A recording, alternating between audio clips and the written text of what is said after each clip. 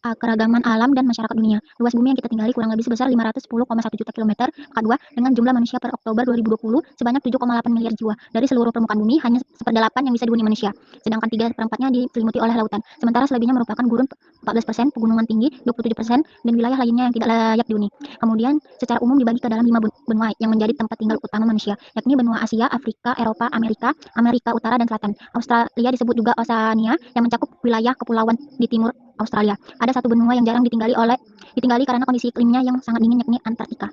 Secara administratif, saat ini bumi dihuni oleh 193 negara berdasarkan keanggotaan PBB tahun 2020. Pertumbuhan penduduk ini diperkirakan paling banyak di negara berkembang dengan sebagian besar penduduk berada di Asia dan terkonsentrasi di wilayah perkotaan.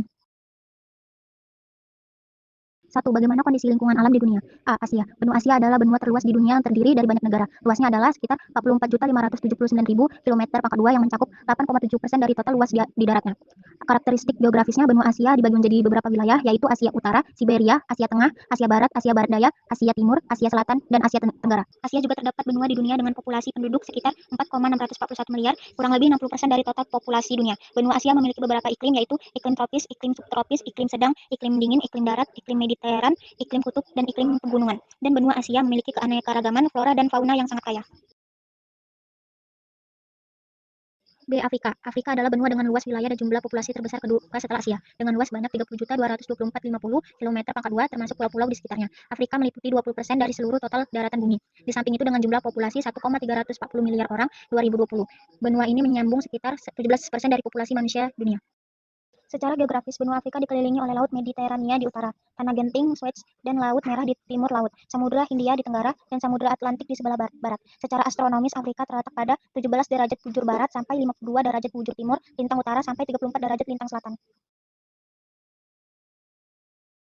Amerika merupakan benua dengan luas yang besar dan membentang dari bagian utara hingga selatan bumi. Terdiri dari Amerika Utara, Amerika Tengah, dan Amerika Selatan dengan total 42.549.000 km², dan populasi sebanyak 1,002 miliar orang.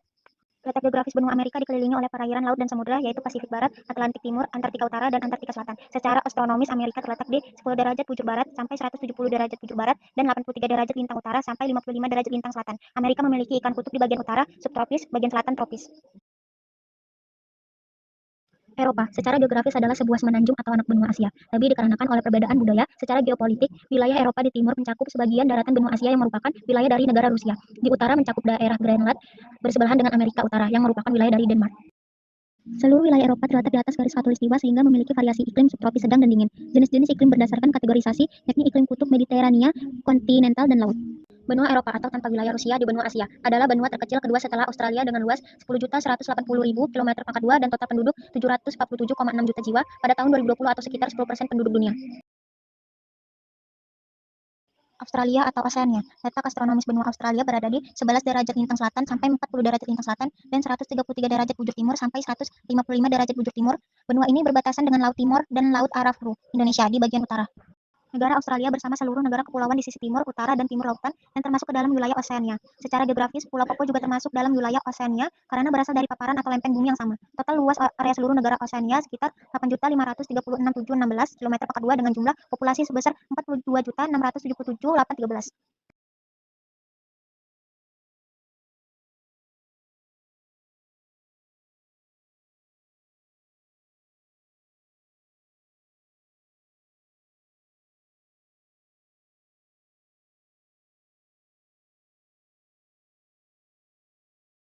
2. Bagaimana persebaran awal manusia modern di dunia? Setelah manusia modern atau Homo sapiens, dalam hal ini digunakan untuk memperdayakan dengan manusia purba. Setelah berevolusi dan menyebar di Afrika, para manusia modern memulai melakukan migrasi atau berpindah tempat ke seluruhan dunia melalui jalur utara menuju Eropa, Asia, Australia, bahkan Amerika.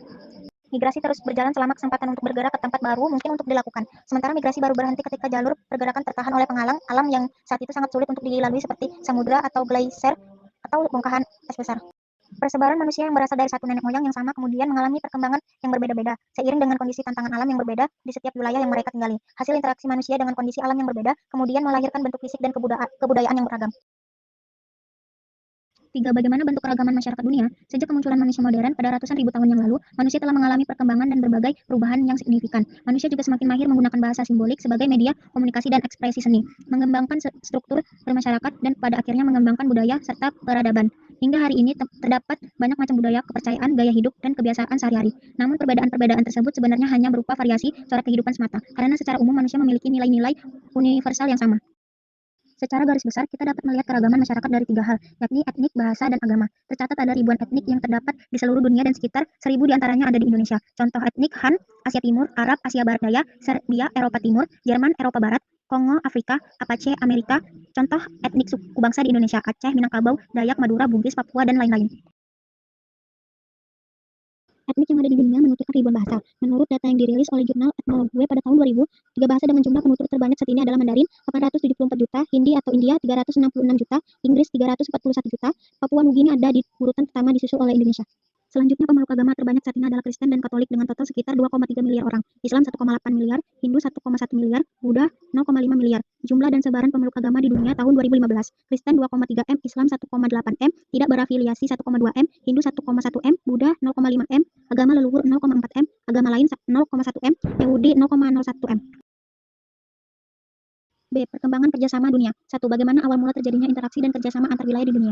Pada awalnya kelompok masyarakat yang tinggal di daerah aliran sungai yang subur, setidaknya kebudayaan telah mencapai puncak peradaban di era kuno seperti lembah sungai Efrat dan Tigris, Mesopotamia atau Irak, lembah Indus, Mohenjo-daro, dan Harappa atau Pakistan, lembah sungai Nil atau Mesir, dan lembah Wangho Tiongkok. Keempat, peradaban mencapai puncak kemajuan sekitar 2000 sampai 3000 tahun sebelum Masehi. Dalam perkembangannya, setiap wilayah tersebut mulai melakukan interaksi, baik bentuk konflik maupun kerjasama saling memenuhi kebutuhan hidupnya. Saat itu mereka telah melakukan hubungan perdagangan dengan bangsa Mesopotamia. Pedagang-pedagang membawa logam dan batu semi, lapis lazuli, untuk dipertukarkan dengan hasil pertanian terakota permata. Kemunculan kerajaan-kerajaan bercorak Hindu dan Buddha di Indonesia hingga Kesultanan Islam. Z adalah satu contoh nyata dari pengaruh aktivitas ekonomi. Era kolonialisme Eropa dan perkembangan industri kemudian menjadi pemicu yang signifikan. Berbagai wilayah dunia dalam sebuah jaringan global berlanjut hingga saat ini dengan kemunculan fenomena globalisasi.